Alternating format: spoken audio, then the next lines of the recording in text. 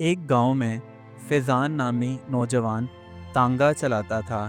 اس کا تانگا پرانا تھا، مگر وہ اسے احتیاط اور محبت سے سنبھال کر چلاتا تھا۔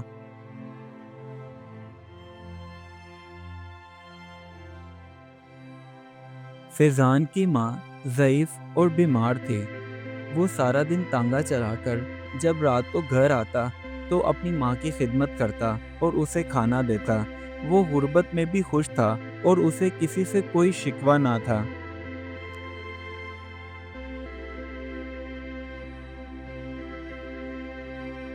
ایک دن فیضان تانگا چلا کر واپس آ رہا تھا تو راستے میں اس کا پہیا ٹوٹ گیا۔ فیضان نے بہت محنت کے ساتھ اسے خود ہی ٹھیک کیا، کیونکہ اس کی جیب میں اتنے پیسے نہ تھے کہ وہ مکینک کو دے کر پہیا ٹھیک کروا سکے۔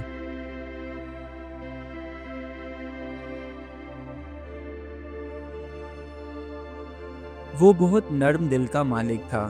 ایک دن وہ کچھ مسافروں کو ان کی منزل تک پہنچانے جا رہا تھا تو راستے میں بہت تیز بارش شروع ہو گئی۔ فیضان نے جلدی سے تانگے کو روکا اور اپنی شال سے ان سب کے سروں کو ڈھانپ دیا۔ یہ دیکھ کر مسافر بہت خوش ہوئے۔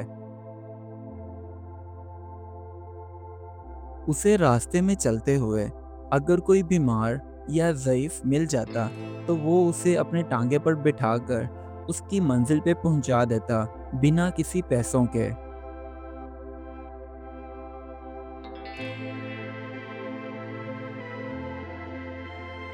ایک دن گاؤں کے چودھری صاحب نے فیضان کو اپنی حویلی پر بلایا اور کہا، فیضان، تم نے ایک جھوٹی گواہی دینی ہے، اس کے بدلے میں تمہیں بہت سارا پیسہ دوں گا۔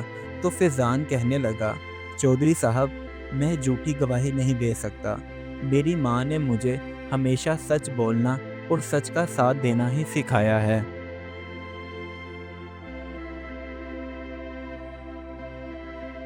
گاؤں والے جب بھی فیضان کو دیکھتے تو بہت خوش ہوتے اور اس کی حوصلہ افزائی کرتے اور کہتے کہ بیٹا ہو تو فیضان جیسا نیک دل اور محنتی۔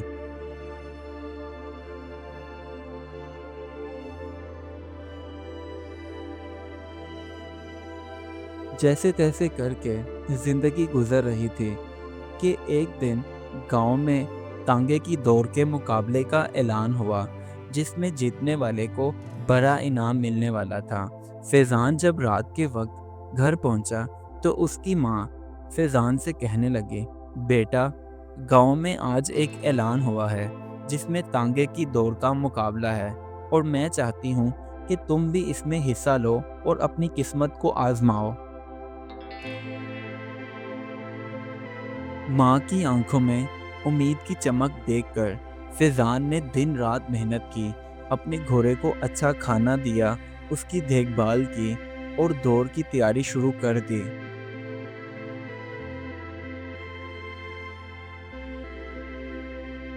آخر کار مقابلے کا دن آ ہی گیا اور پورا گاؤں تانگے کی دوڑ کے مقابلے کا نظارہ دیکھنے کے لیے پہنچ گیا۔ فیضان نے بھی خوب محنت کی تھی، اس لیے اس نے دل لگا کر تانگے کو دہرایا۔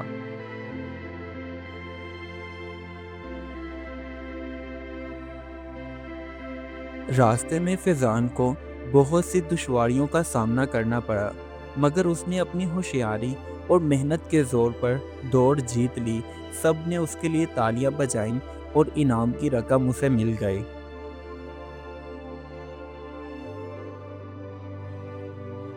فیضان نے جیتی ہوئی رقم سے اپنی ماں کے لیے دوا خریدی اور اپنا ٹوٹا ہوا مکان بھی ٹھیک کروایا۔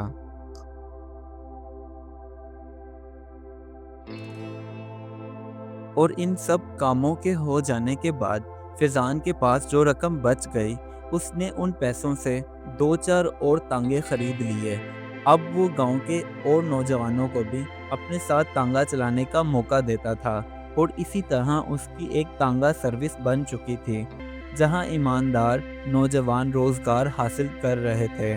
اس کہانی سے ہمیں یہ سبق ملتا ہے کہ صبر کا پھل ہمیشہ میٹھا ہوتا ہے۔ حالات چاہے جیسے بھی ہوں، اگر نیت صاف ہو تو کامیابی ضرور ملتی ہے۔